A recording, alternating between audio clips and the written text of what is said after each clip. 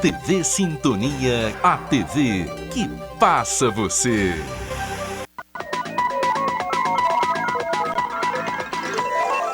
Jornal Sintonia. Apoio Mosaic Fertilizantes, ajudando o mundo a produzir os alimentos que precisa. Clique Telecom, o seu parceiro em tecnologia. Bradesco, quem tem conta, conta com mais benefícios. Confirmado o 5º óbito por coronavírus na cidade. Bares e restaurantes da cidade terão horário de funcionamento alterado. A decisão foi definida após uma reunião do comitê.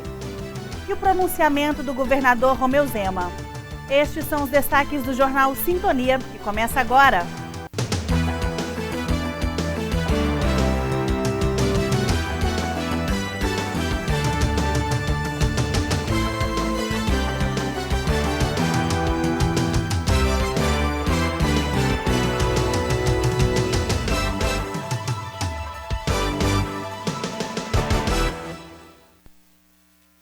Boa noite. Após uma reunião, o Comitê de Enfrentamento à Covid-19 de Araxá alterou o decreto que flexibiliza o comércio no município. No encontro foi definido que, mesmo tomando as estratégias estabelecidas pelos órgãos de saúde municipal, estadual e federal, ainda não será permitida a reabertura das academias no município de Araxá.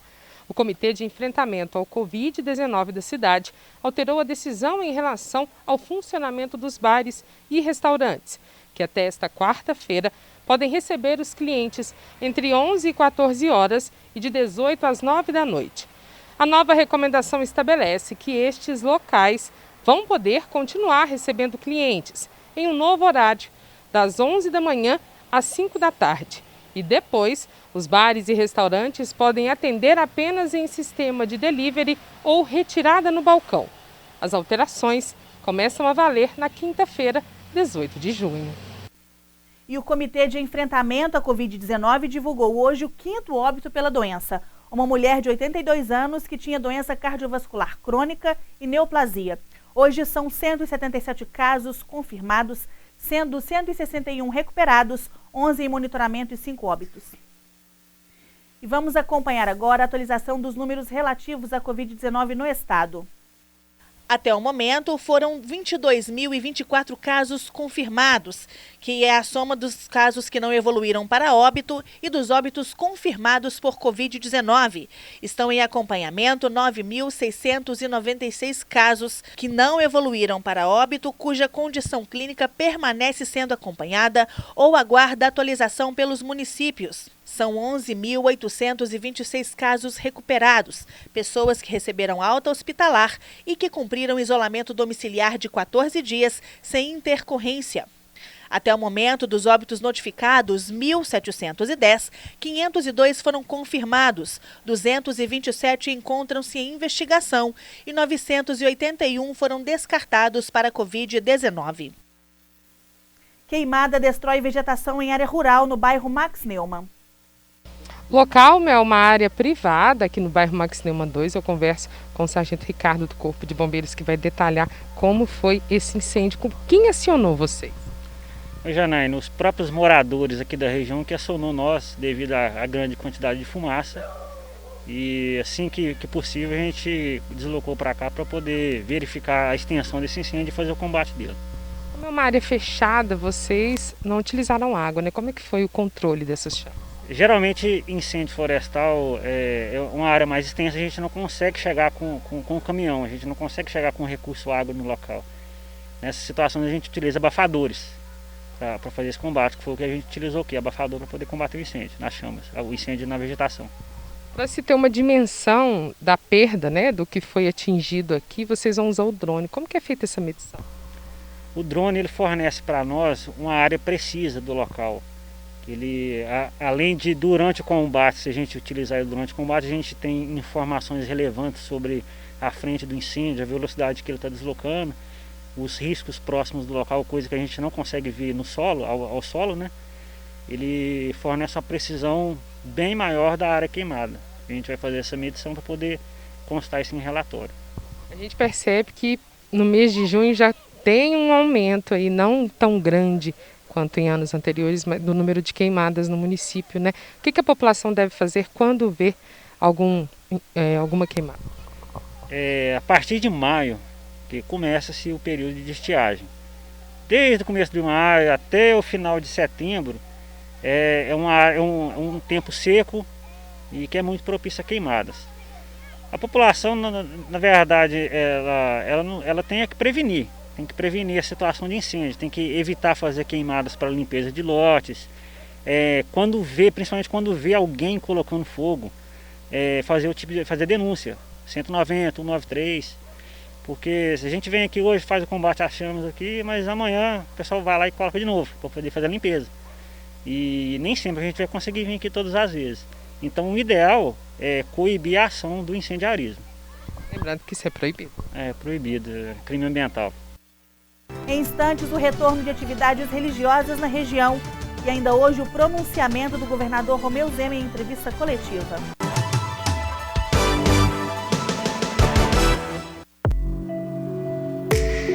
Em tempos tão desafiadores, é impressionante ver a capacidade que a gente tem de desaprender e reaprender.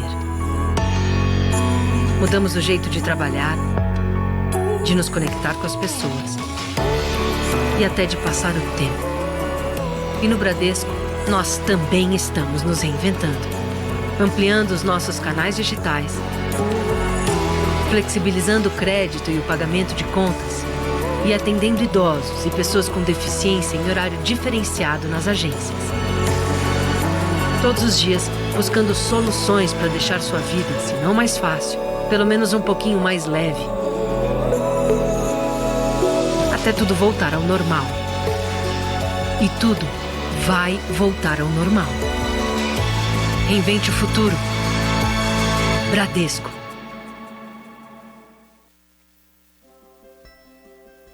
Mais de 4 milhões de consultas. Mais de 103 mil partos normais. Mais de 70 mil cirurgias de catarata. Mais de 5 milhões de raios-x da coluna. É isso que dá para fazer com os 46 milhões de reais que a Assembleia economizou e devolveu para o Estado. É a Assembleia Legislativa fazendo sua parte para enfrentar a crise. Assembleia Legislativa de Minas Gerais. Poder e voz do cidadão. O crime de abuso sexual contra crianças e adolescentes é cruel. As consequências para quem sofre abuso são graves e duram a vida inteira. O abusador é um monstro e deve ser afastado para a cadeia. E quem se omite em denunciar pode receber a mesma punição pelo crime. Nessa quarentena, não seja responsável pelo sofrimento de uma criança. Ao sinal de violência, denuncie. Todos contra a violência infanto-juvenil. Realização Centro Júlio Dário. A Arquidiocese de Uberaba permitiu que, com prudência e responsabilidade, a partir do próximo sábado, as igrejas católicas recebam os fiéis. Em Araxá, são 9 paróquias que seguem as diretrizes, que poderiam retomar as atividades presenciais a partir do dia 20 de junho.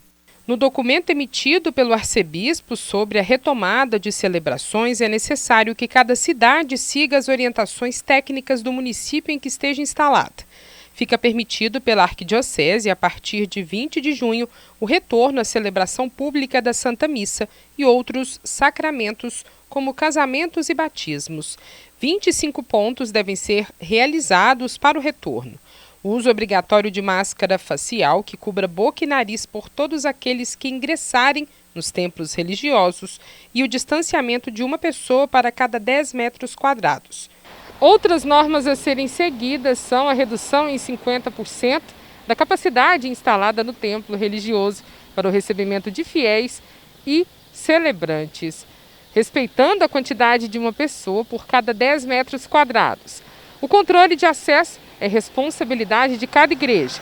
É necessário manter distância de no mínimo 2 metros entre os assentos, bancos, cadeiras, que poderão ser ocupados por apenas uma pessoa ou pelos membros de um mesmo núcleo familiar.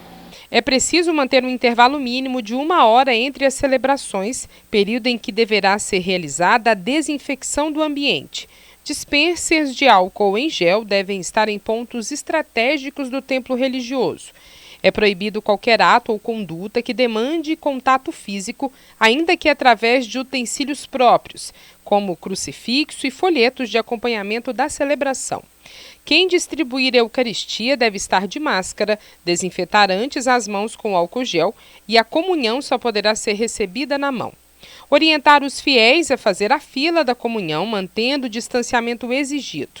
As normas elencadas estão de acordo com as recomendações dos órgãos competentes e autoridades sanitárias, como o Ministério da Saúde, Anvisa e Organização Mundial da Saúde, mas devem ser observadas em todas as paróquias da Arquidiocese.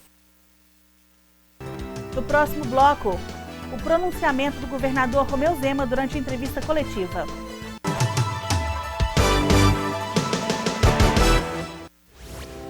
Estamos aí, trabalhando para o Brasil seguir em frente. Como faço para vender agora?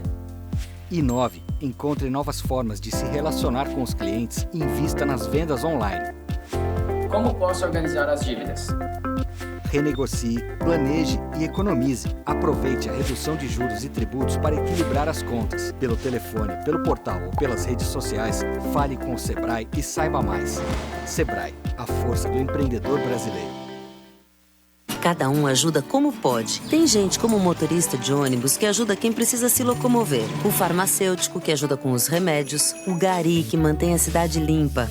O policial que ajuda lá nas ruas deixando a gente seguro. E tem a nossa gente do Posto Ipiranga e da MPM que ajuda abastecendo esse pessoal. Que ajuda os professores e todos que estão trabalhando em casa. Que ajudam ficando em casa. Posto Ipiranga, você já sabe. Se cuida aí. E se precisar, pergunta lá.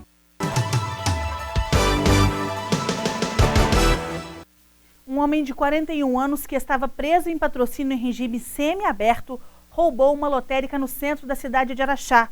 Fugiu sentido ao centro de vacinação. A polícia militar fez um cerco-bloqueio e conseguiu prender o assaltante. Ele estava com uma arma calibre 32. Foram recuperados mais de R$12 mil. E o governador Romeu Zema fez um pronunciamento hoje durante a entrevista coletiva. Temos hoje, mais uma vez, uma notícia muito triste. O Estado, na data de ontem, ultrapassou a marca dos 100 óbitos. Atingimos ontem 202 óbitos por Covid em Minas Gerais. Mas lembro que apenas o Estado do Mato Grosso do Sul, até a mesma data de ontem, tinha uma situação melhor do que Minas Gerais em questão de óbitos por 100 mil habitantes. Lamento muito e me solidarizo com os familiares destas 202 pessoas que faleceram. E, coincidentemente, temos também uma boa notícia, que também remete ao número 500. Eu tenho o prazer hoje de estar anunciando a entrega de 500 respiradores que nós conseguimos adquirir e também receber do governo federal.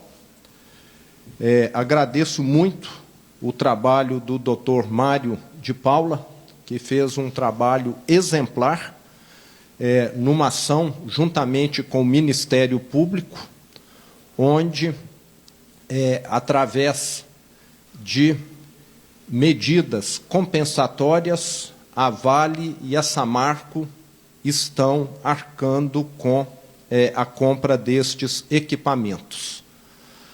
Alguns deles nós já temos destino, 20 serão destinados a Valadares e Diamantina, que são duas cidades que carecem desses equipamentos, aonde nós tivemos um crescimento no número de casos, e estaremos ainda distribuindo os demais.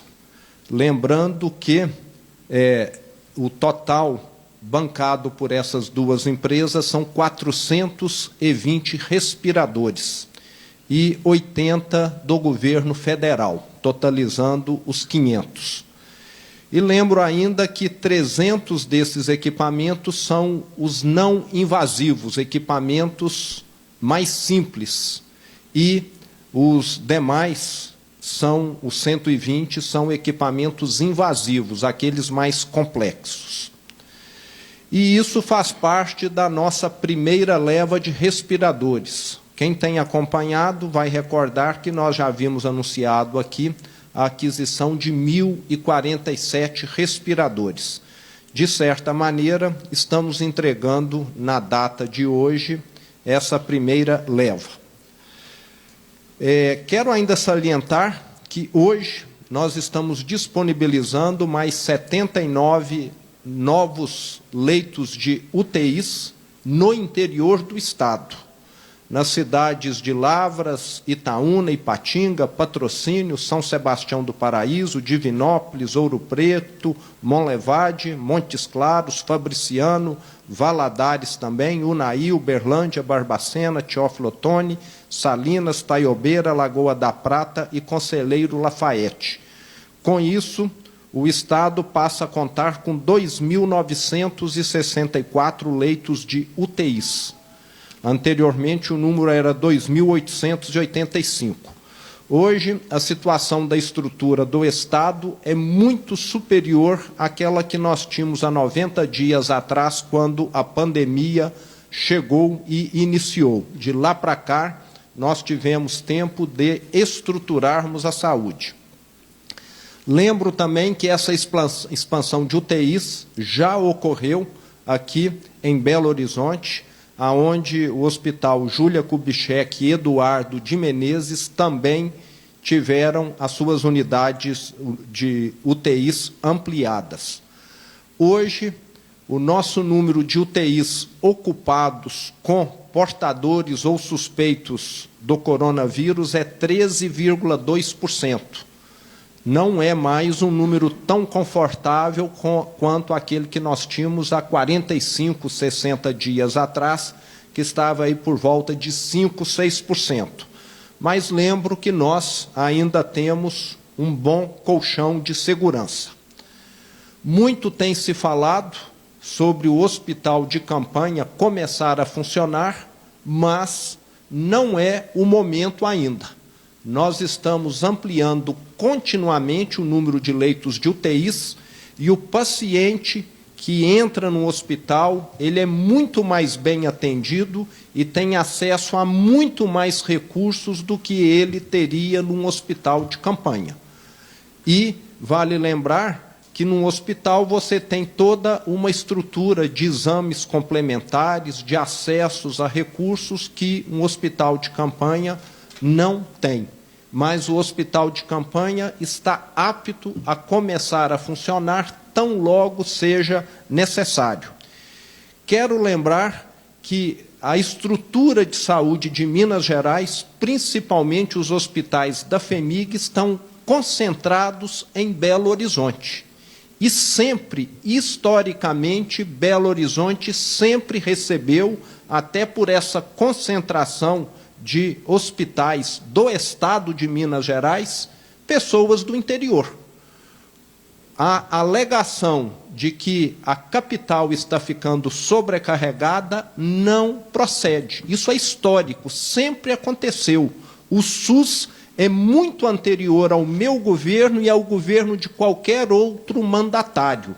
Então, isso sempre foi prática. Não existe definitivamente esta questão de que o interior está enviando pessoas para a capital. Isso sempre foi uma prática, porque os hospitais foram construídos aqui para esta finalidade. Mas quero deixar muito claro que o hospital de campanha, como eu disse, estará apto a funcionar a qualquer momento, assim que necessário. E encerro aqui a minha fala, lembrando que nós tivemos, nos últimos 15, 20 dias, um aumento no número de casos, um aumento no número de óbitos em Minas Gerais, em algumas regiões em específico, e o nosso secretário da Saúde, Carlos, tem conversado constantemente com os secretários municipais de saúde, com os prefeitos, solicitando medidas para que esses casos venham a ser revertidos. e temos conseguido conduzir de forma muito satisfatória. Mas lembro a todos os mineiros que não é hora de relaxarmos.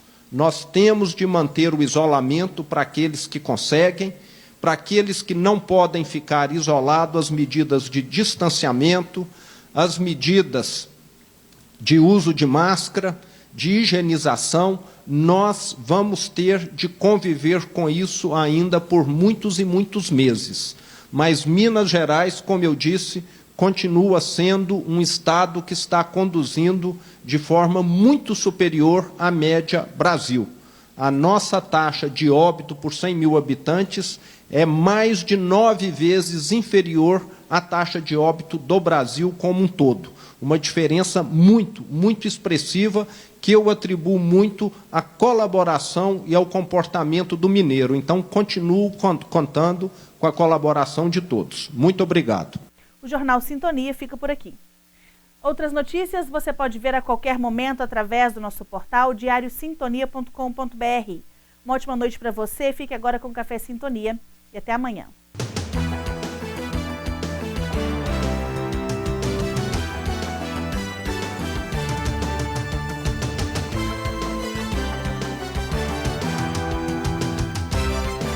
Jornal Sintonia. Apoio Mosaic Fertilizantes, ajudando o mundo a produzir os alimentos que precisa.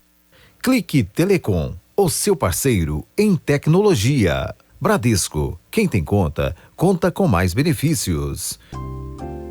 Café Sintonia. Curiosidades. Apoio Centro Veterinário Araxá, carinho e amor pelo mundo animal.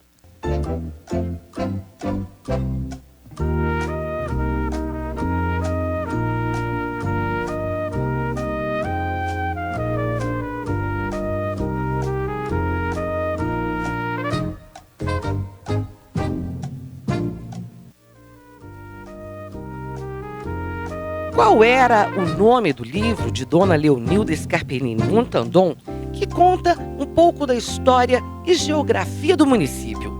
Letra A, Noivinha de Araxá?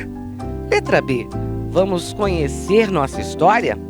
Ou letra C, Vamos conhecer Araxá?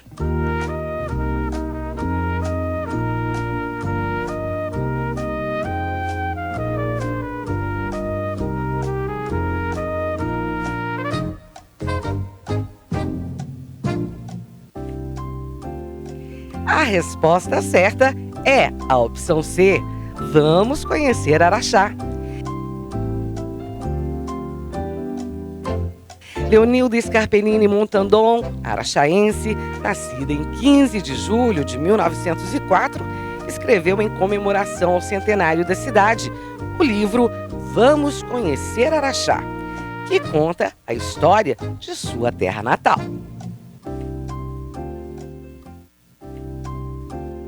Café Sintonia. Curiosidades. Apoio Centro Veterinário Araxá, carinho e amor pelo mundo animal.